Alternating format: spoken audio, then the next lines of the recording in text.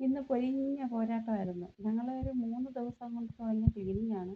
ഇന്ന് ഏകദേശം ഒരു 20% വൃത്തിയാക്കിയിട്ടുണ്ട് പുരയിടത്തിൻ്റെ. വേറൊരാളൂടെ എൻ്റെ കൂടെ സഹായിക്കാനുണ്ട്. വൈകുന്നേരം ആകുമ്പം അവരുടെ മകൾ വരും ഈ ചുള്ളിയൊക്കെ പറക്കിക്കൊണ്ട് പോകാൻ. ഒരമ്മയാണ് എൻ്റെ കൂടെ ഉള്ളത് സഹായിക്കാൻ. വിറക് കൊടുത്താൽ മതി എന്ന് പറഞ്ഞു. ചെറുതായിട്ടൊക്കെ ഇങ്ങനെ ഞാൻ ചെയ്യുന്ന പോലെയുള്ള കാടൊക്കെ ഒന്ന് വെട്ടി പിന്നെ അമ്മ ചുള്ളിയൊക്കെ പറക്കി കൂട്ടുകയാണ് ചെയ്യുന്നത്. ബാക്കി ഞാനും ചെയ്യും. ഈ കിടക്കുന്നതെല്ലാം അവർക്ക് കൊണ്ടുപോകാനുള്ളതാണ്. എനിക്കിവിടെ ഒരുപാട് വിറകിൻ്റെ ആവശ്യമില്ല. അതുകൊണ്ട് എടുത്തോളാൻ പറഞ്ഞു.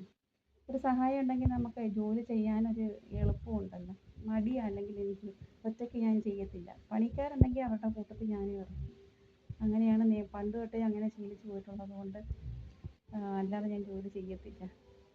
അങ്ങനെ ഒരുവിധമൊക്കെ വൃത്തിയാക്കി ഇങ്ങനെ പുല്ലൊക്കെ വളർന്ന് കാട് കയറി നിൽക്കുമായിരുന്നു. അതെല്ലാം ഞങ്ങൾ ശരിയാക്കി കൊണ്ടുവന്ന് ഇനി ഇതെല്ലാം ഒന്ന് ഉണങ്ങുമ്പോൾ തീയിടിയോ പിന്നെ വട്ടയിലയൊക്കെ ഉണ്ട് അതൊക്കെ മുറിച്ച് വെച്ചേക്കുന്നത് വാഴയുടെ ചൂട്ടിലോ ഒക്കെ വെക്കാൻ. പിന്നെ ഓരോ തവണയും നമ്മൾ കൃഷി മാറ്റി മാറ്റിയാണല്ലോ ചെയ്യുന്നത്.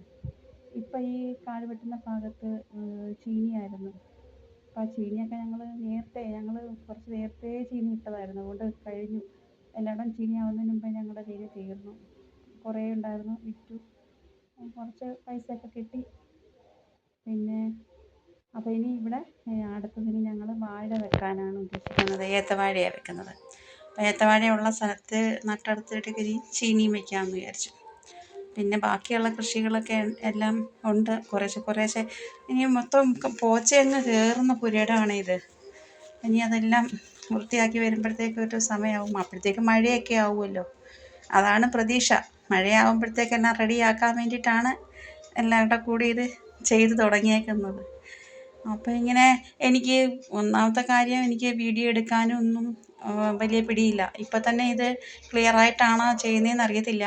ഇത് ഞാൻ മോനോട് പറഞ്ഞിട്ട് അവനെ കൊണ്ടാണ് ചെയ്യിക്കുന്നത്. അവനും പറയും അവൻ യൂട്യൂബിന് വേണ്ടിയിട്ടൊന്നും എടുത്തിട്ടൊന്നുമില്ല, അവനറിയത്തില്ല.